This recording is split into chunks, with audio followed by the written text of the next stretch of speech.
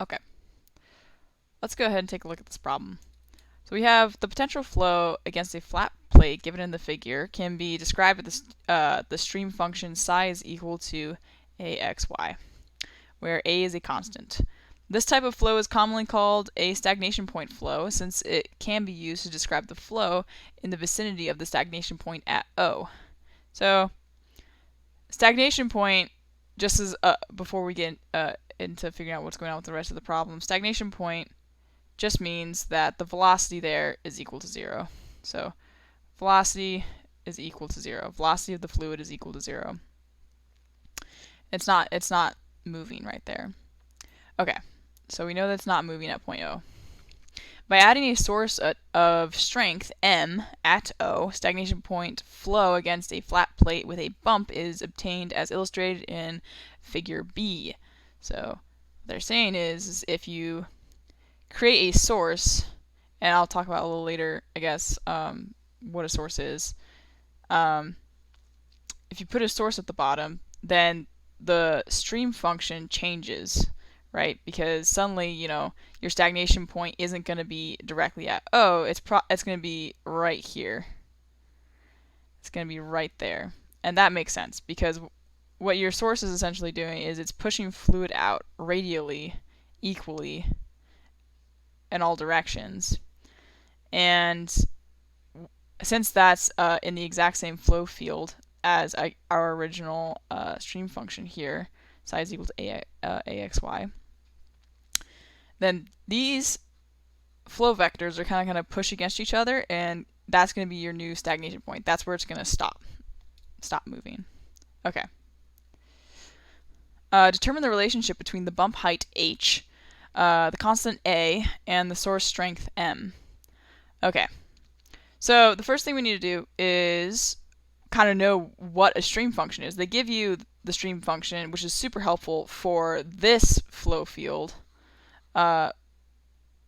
So what is it? I think it's best explained if you have like a vector field. Here's your like x and y coordinates. If you have a bunch of different vectors at all these different points, but each vector has an x and a y component.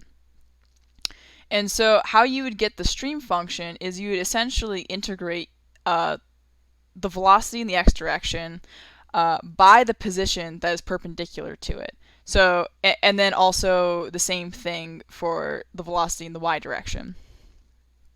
So that would look something like this in terms of math. It would, you have u, which is again the x component of the vector at that point is going to be equal to d psi, your stream function, dy. And same thing vice versa, d psi, but with respect to x. So that's for your y component, and you're going to, if you integrate it with respect to the position that is perpendicular to it, so the x position, then you would get your psi function. Okay, and this does actually have a negative. It's just so that the signs line up. And if you wanted to put this in radial coordinates, polar coordinates, this would look something more like this. So you have VR, so VR is going to be equal to 1 over r d psi d theta, and v theta is going to be equal to negative d psi dr. And that's going to be important for this particular problem. We're going to be working in terms of polar coordinates and not so much in terms of Cartesian, which I'll get into a little bit later. But these are essentially our equations that we're going to be operating off of. So we already have the stream function for this flow field. So how do we find the stream function for our source? Okay, so what a source actually kind of looks like up close, right, is it's coming out on all points of the circumference of your source, which is, it's just a circle. And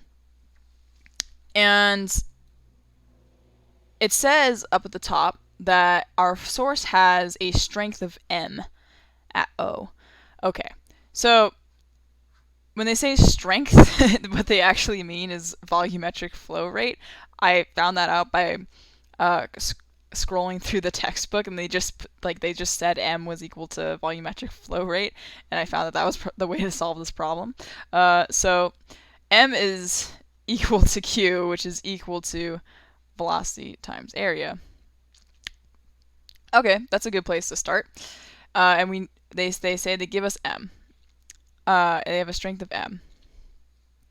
Okay, so if we're trying to find the stream function for the source, right? Well, if they give us m, we have to figure out what the velocity and the area are. So let's start with area. The area is going to just be the circumference of your source. So the area is just going to be 2 pi r, right?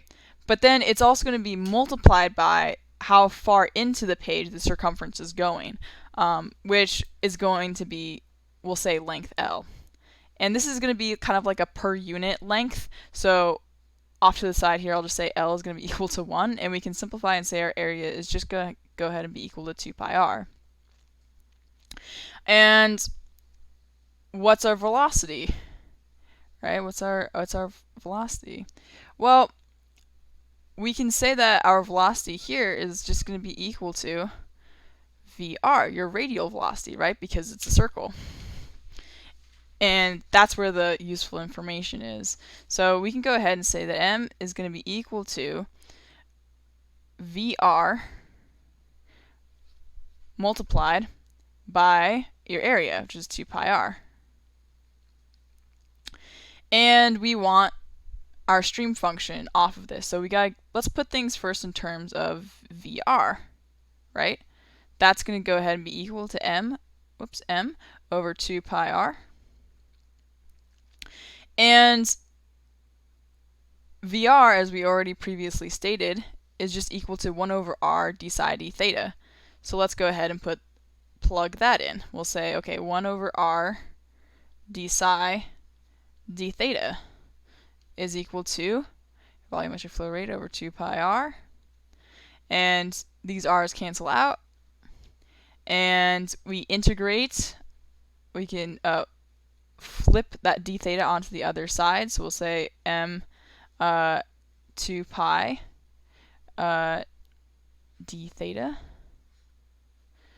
And we'll integrate. And we get that our stream function for the source is going to be m theta divided by 2 pi. Okay, so now that we have our stream function for the source, and we also, again, they gave us the stream function for this field, AXY, right? We have to reconcile that they're kind of taking up in the same coordinate space. And if we want to get the total stream function of this entire graph here, we can actually just add these two stream functions, one for the source and one for this more uniform field up here.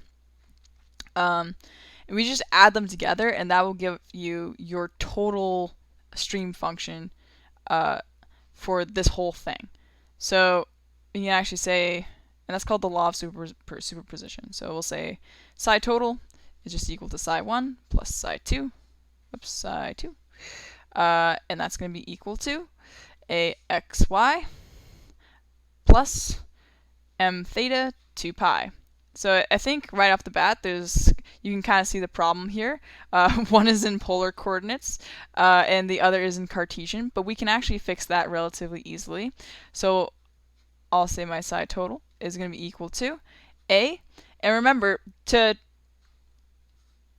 convert into Cartesian coordinates, you have your, to convert into polar coordinates, if you have your x and you have your y, then x is just going to be equal to r cosine theta, and y is just going to be equal to r sine theta. And that makes sense, right? That just comes off of your Pythag and your trig identities. So we'll say AR cosine theta r sine theta plus m theta divided by 2 pi.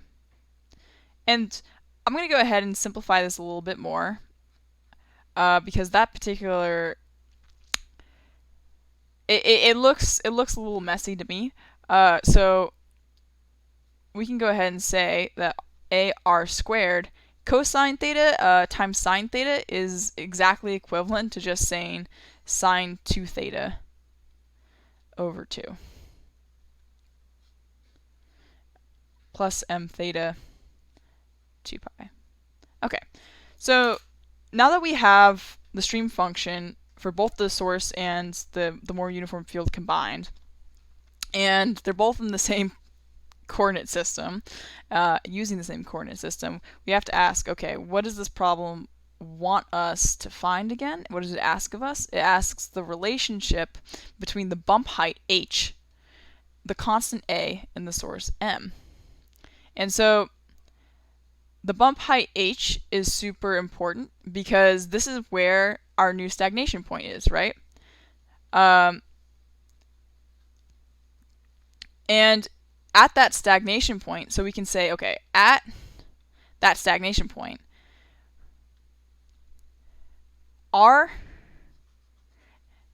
is going to be equal, if you're looking at this in terms of polar coordinates, which we are, r is going to be equal to h. So we'll say at r is equal to h, and theta is equal to, again, it just goes straight up, so that's going to be 2 pi, or sorry, pi over 2. At that point, then our velocities are 0. So we'll say Vr is equal to 0. So we can just take the derivative of this function, our psi total function, with respect to theta and multiply it times 1 over r, and that's going to give us Vr, and then we can set that equal to 0. So we'll go ahead and we'll do that. So Vr is going to be equal to 1 over r, which is equal to d psi over d theta, which is going to be equal to, again, we are taking the derivative of this and multiplying it times 1 over r. So right off the bat, we can say a r, right, divided by 2. We'll take the 1 over 2 out. And remember, I'm just multiplying the 1 over r into that. That's why it's no longer r squared. The derivative with respect to theta is just going to be, you're going to do your chain rule. That's going to be cosine 2 theta multiplied by 2 plus, and again, that's just going to be m over 2 pi r, because the derivative of this term with respect to theta is just m over 2 pi, and then multiply that times 1 over r. And so that's going to be our Vr function. And we can say that this is equal to 0, right, because at the stagnation point, which is going to be r is equal to h, and theta is equal to pi over 2, so we'll just plug those numbers in to this equation. And we'll say, okay, a h cosine 2 times pi over 2. And I just canceled this 2 and this 2 out. Plus m 2 pi, and remember r is equal to h, so we'll say h. Okay, and we can simplify a little bit more. You can say 0 is equal to, so 2 times pi over 2 is going to equal pi. Cosine of pi is just equal to -1, so we'll say that's going to be negative ah plus m over 2 pi h. So we'll flip that on the other side. We'll say ah is equal to m over 2 pi h. And let's get this in terms of h, and we'll keep it there. So we'll multiply h on both sides. So we'll say ah squared is equal to m over 2 pi. And to get h by itself, we'll say m divided by 2 pi a is equal to h squared. And h is finally equal to m over 2 pi a. So we've defined h in terms of our volumetric flow rate.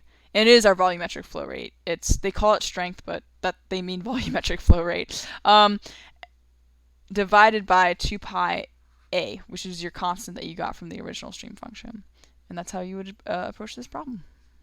So yeah, that's the final answer.